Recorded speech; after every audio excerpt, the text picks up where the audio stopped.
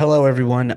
This is James Bishop, and in lieu of not being able to host our Sunday service session at our normal time at 7 p.m., I decided to make this video. I wasn't even going to make the video, but so much has gone on this weekend that I could not you know, hold back and not share my thoughts here. So wanted to make this video for all of you here tonight. And I'll be sharing it out via the Discord. And if you need anything at all, reach out to us on Discord and I will help you guys as well.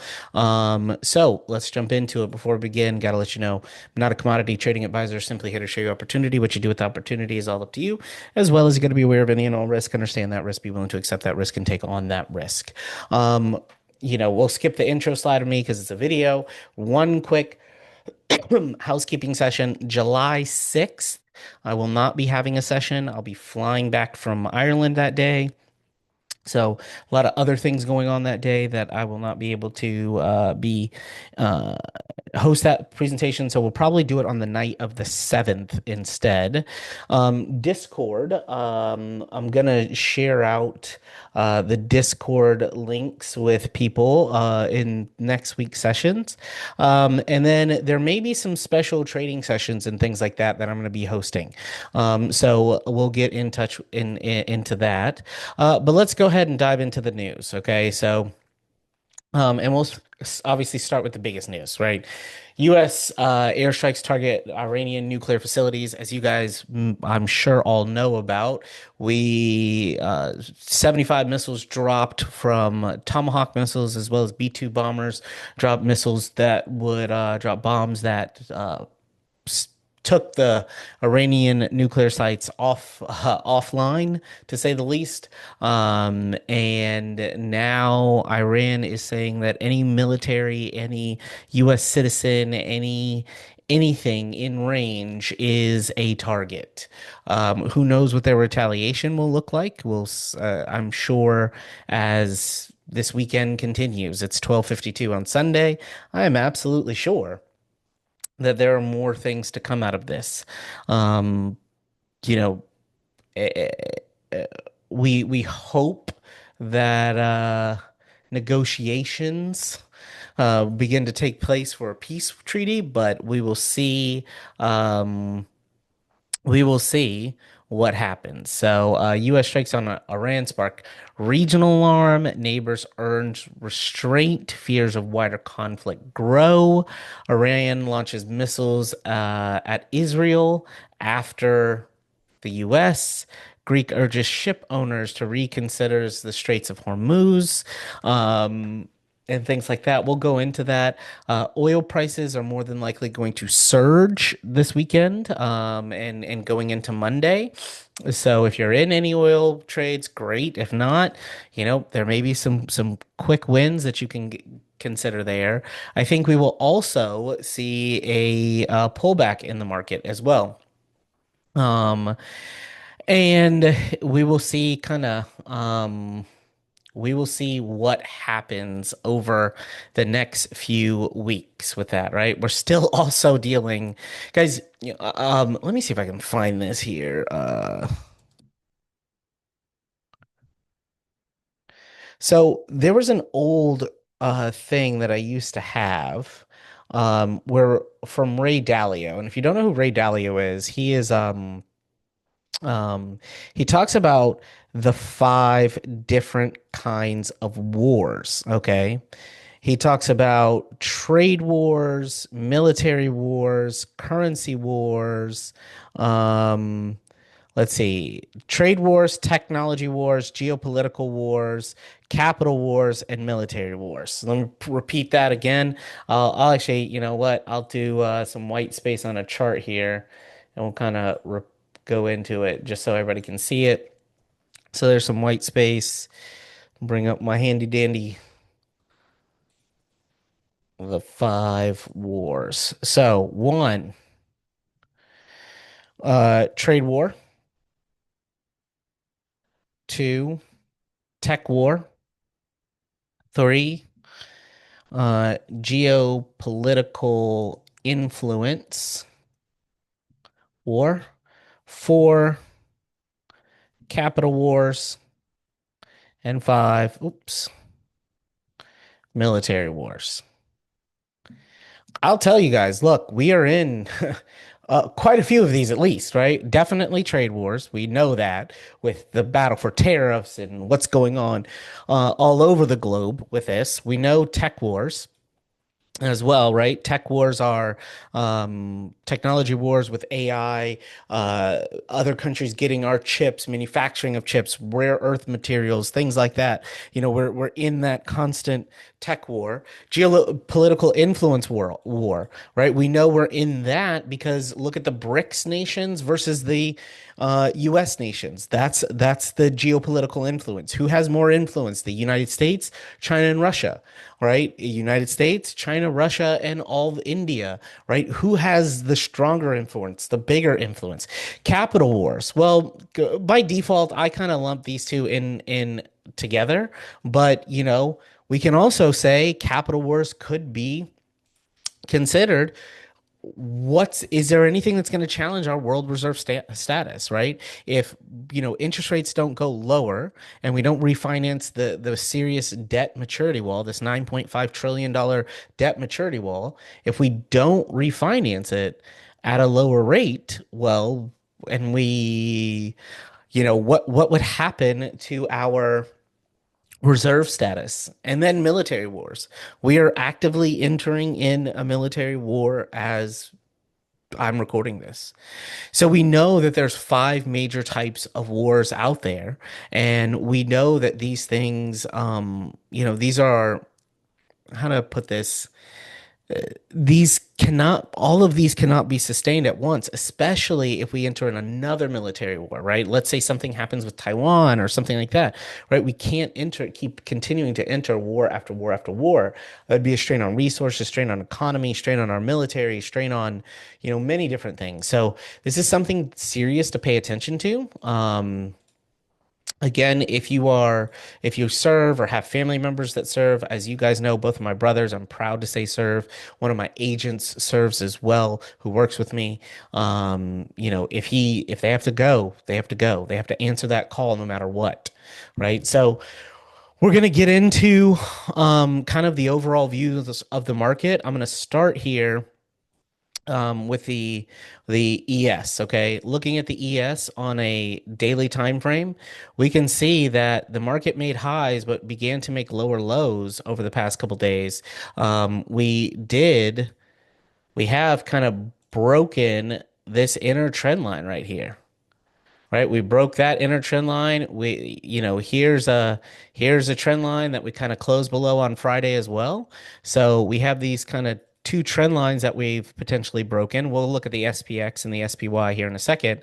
But the thing that I'm targeting for this week is gaps.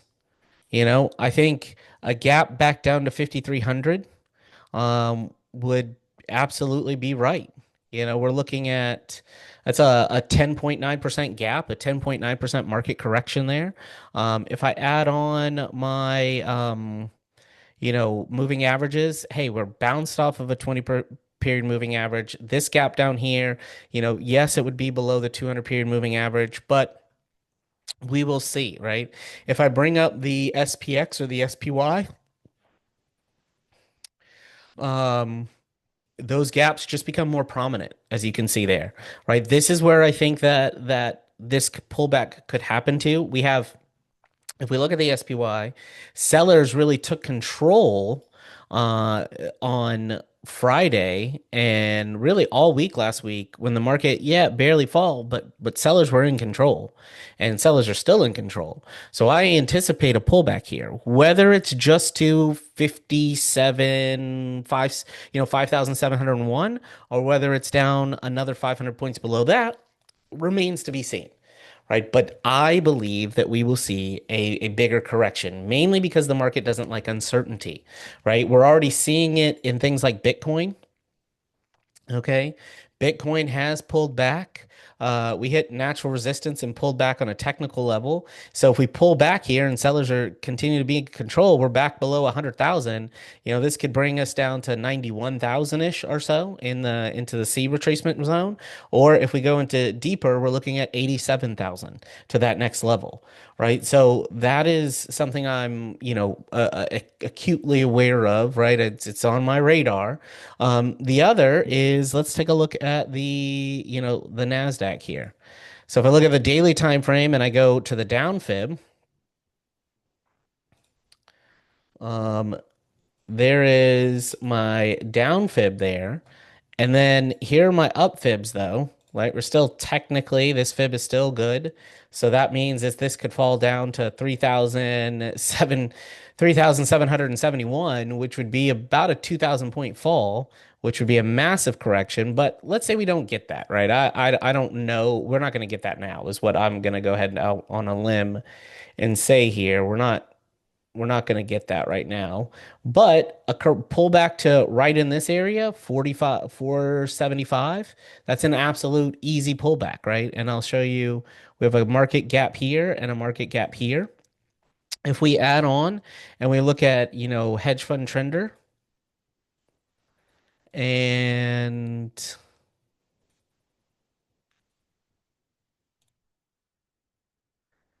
okay, there's hedge fund trender. Um, Looking at that, that is where those gaps are. If we look, hedge fund trender, we got our selling opportunity on the QQQ. If we go back to the SPY, we got us sellers in control as well. Okay. If we look at the Dow got sellers all on Friday. All we're looking for selling opportunities now, right? It just pay attention here, right? This is important that you pay attention here because, you know, who knows how long this lasts? Who knows what happens? Who know how far down the market goes from here? Now, the beautiful thing is that look, if you guys are ever want more information on how to never lose in the market, literally scan this here. Okay, that's all you got to do. Scan it. I'll help you. We can book a one-on-one appointment. I'll show you what you can do. The ability for no downside risk, lifetime income, the ability for continued growth, rebuying in at the lower price level later on without losing any of your money. That's huge, massive. So this is something that I would absolutely say, go ahead, scan this or use this link down below. Um, and you can book time with me. So let's go back to the charts really quickly. Uh, we'll check on Disney again. This is one of those trades where I'm like, hey, sellers are in control. We're waiting on that red dot. I think once we get that red dot, probably today or tomorrow, Monday or Tuesday, I think we see this pull all the way back at least to 106, if not to 92, because that's going to upset their Abu Dhabi plans. We'll look at Nvidia.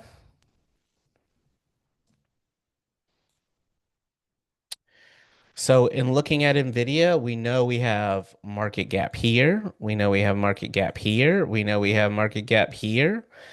Pretty significant gaps in this market, right? So 143 down to 100, it's absolutely can happen, right? And we're seeing sellers potentially going to take control here sooner rather than later. Another company that we should look at is Tesla. Tesla, again, like I still think Tesla has a ways to go down. I think we should be in this 243 range, just waiting on that pullback. I think this is going to be one of those a falling tide sinks all ships kind of deal, right? A falling tide sinks all ships. So if we see something like that, that could be a very, very, very big opportunity for us to rebuy in at these lower levels or buy puts if you want to. Looking at Walmart as well. So Walmart buyers are back in control at Walmart. We haven't seen the blue dot yet. I don't know if we're done with this kind of shorter term fall here on Walmart. I see maybe 89 bucks in its future. and then, potentially buying up from there.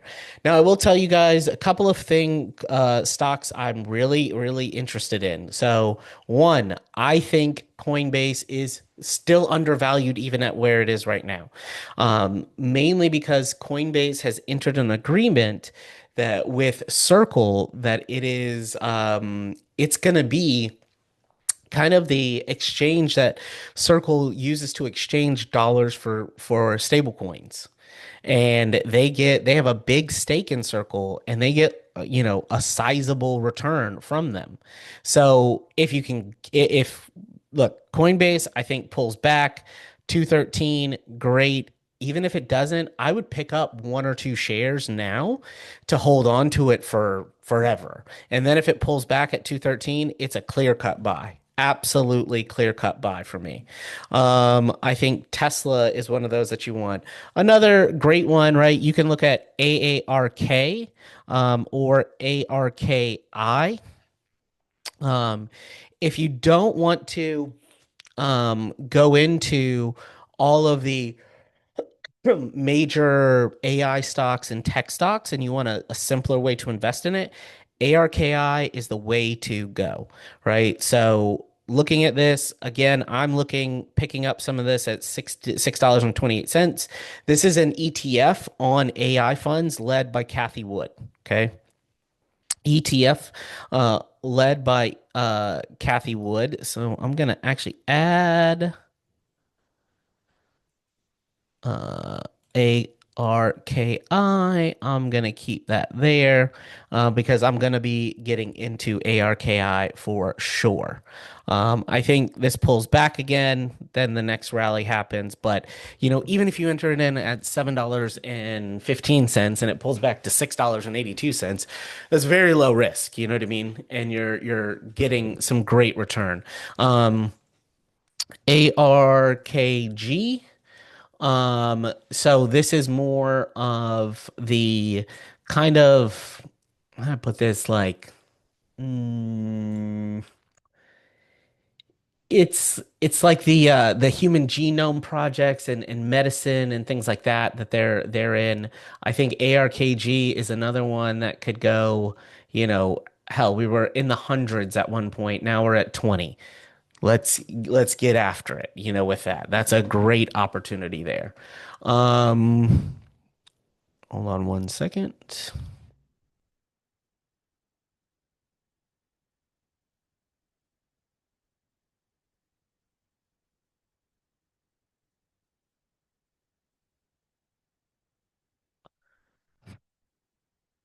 Okay. Um, then we mentioned Tesla. Let's take a look at some of our stock plays, SMR.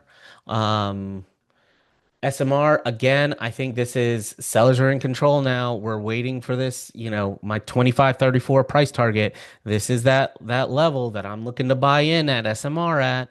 And then OKLO as well. That's another opportunity there.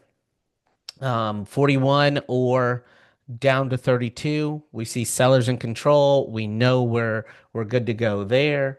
Um, and then let's take a couple other kind of stocks and positions as well. We're gonna look at uh, I know some people asked me to start looking at Solana through an email. Again, I think this is going to follow Bitcoin. I think you're going to see a pullback. Ultimately, I think it goes back up to 229. So if you can pick it up some at 139, fantastic. If you can pick up, a little bit more, great. I'm not the biggest into cryptos, as you guys well know. I love Coinbase though, love Robinhood, love a lot of these companies. Let's see one other that that's about it for now. So then this week coming one, the news is going to be heavily seasoned with news of the potential war that conflict. I don't know what you want to call it, right? Whatever it is that we're in, we'll call it whatever it is. We have PMI numbers out of Europe and Great Britain and the US Purchasing Manager Index is it's basically a survey. Anything above 50 indicates expansion. Anything below 50 indicates contraction. If we get a number below 50, just know that that means that the economy is beginning to contract. We're also seeing existing home sales as well, right? April was a miss. May was a miss. It looks like if we fall below and miss June, that's going to be an interesting one as well. Then on Tuesday, we have Jerome Powell testifying, and we have consumer confidence as well. If consumer confidence falls, that's another area of, hey, we maybe need to think about, that R word that people don't like. Then we also have quarter over quarter GDP. If this comes in under forecasted, right? Last time it was negative 0.2%. If we come in another negative number, then that will not be fantastic. And then we have PCE price index, which is the measure of inflation that the Federal Reserve uses. So those are all things that will be driving the markets. Look for Monday to be an extremely volatile day in the markets, a potential massive correction in the markets as well. And as always, right, it's not about how much you can make, it's about how much you can keep.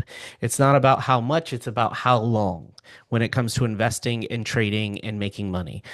If you are looking for protection against all downside risk, if you're looking to retire and stay retired, if you're looking to keep more money in your pocket and get out of the craziness that is going on in the markets, then this is a time where we need to meet.